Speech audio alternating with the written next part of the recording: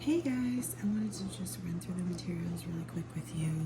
So we have a sponge, we're going to be using that on the Grinch. Your spray bottle, you're going to use this to wet your paints.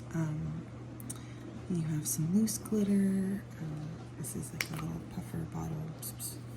There's also other kinds. Let's see.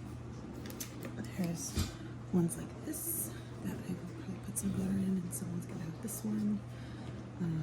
This is glitter cream.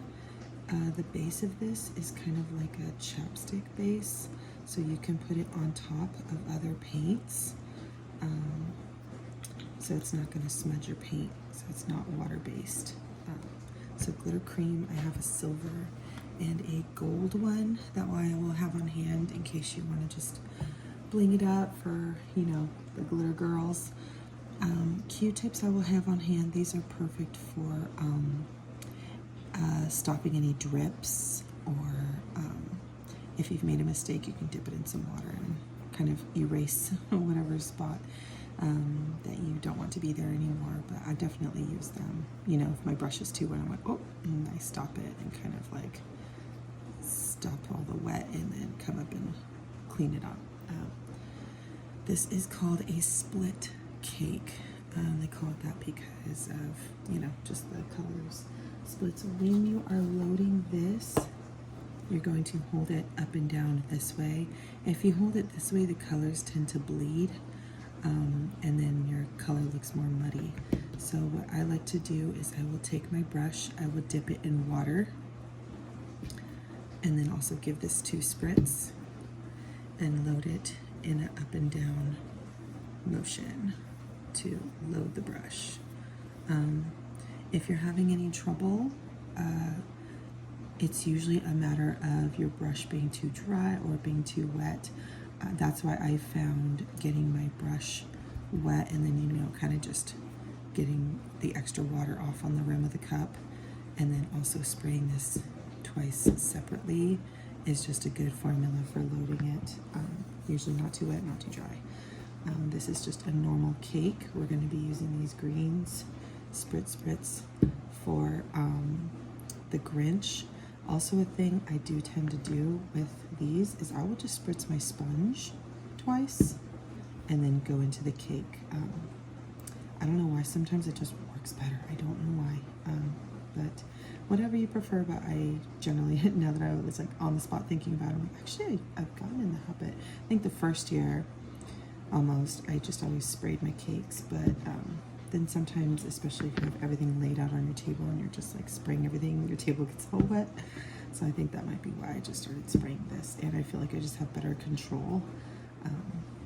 But yeah, this is a lipstick wand. I'm not 100% sure if we'll be generally offering lipstick. I might do lipstick with the Snow Queen as an option, but lipstick's kind of tricky. It's great for parties and the girls get really excited about it, but I know especially at a church event, some parents might not want that, and so just so there's nothing lost in translation and we don't give lipstick to a little girl that's not supposed to have it, I'm not for sure if we're gonna have this, but maybe I'll have them on hand, and if some little girl thinks to ask and her parent says yes, then I'll have some handy. This is generally just your white and your black. You'll use this for highlights and things. So I have a black one here. I'll give you guys each one of each of these. I usually just have a tiny bit. I mean, honestly, this amount would last me like probably 4 gigs. So don't be surprised when there's only a little bit in here. There's actually a method to that, because generally when you have these big cakes, they just get really muddy and like it's hard to get the consistency you want, versus you know, saying working with something like this, I can dip my brush or I can spray it a couple times and I'm able to get fresh paint here, but then I have a little well under here of like really activated paint where I can just kind of dip it and paint and then dip it and paint. Sometimes dip and swipe, you'll find if you just dip into wet and go straight onto someone's face, it's going to drip. So that is something you know, yes, if you can. And by the way, can I just say I really appreciate you ladies for joining me in this. But keep that in mind, that we're not just practicing the designs, but also practicing how to use them. So I'll give you your stuff this week. Please play with it as much as you want. So yeah, because it's I think that's part of the hardest part of being a beginner. I mean, I know some of you have had experience, but generally speaking, just getting consistency. I know my first year I had a lot of drips on a lot of faces, so I'm with you. It's not easy, but just keep that in mind when you're practicing. If you're practicing on a piece of paper or whatever, it's going to use a lot more. It's going to need a lot more moisture and paint versus. So I always suggest practicing on your arm, practice on your leg if you're wearing a pair of shorts. But definitely practicing on skin is always the best. I like to hold my brush and have my pinky down as a guide. That way if the kid moves, I'm not moving too much with them. So I don't know if you already have a method, but yeah, that's kind of how I hold my brush, is just with these fingers, and then I just, so be sure we have our pinky nails clipped, because I know I can't paint any other way than this, and I've actually chewed my nail on the way to a gig because it had just been a long time and I totally forgot to clip them because it's really scratchy if you don't. So I think that's the last little note I'll give on this video. The next ones are going to be actually doing the designs, but I wanted to just give you guys a run through of the materials that you'll see on your desk. Lastly, this is called a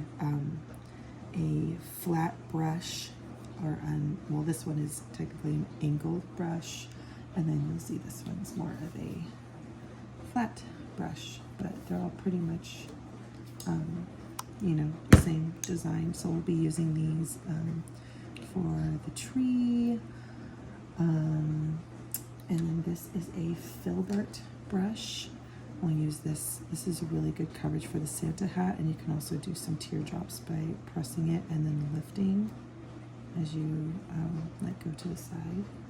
So filbert brush, angle brush, or flat brush, and then these are called round brushes because I know the name for this thing. It's so funny, I'm blanking right now, but this part is just round. If you look straight down the barrel, it is just round. So those are our main tools, and yeah, thank you guys again. You're awesome.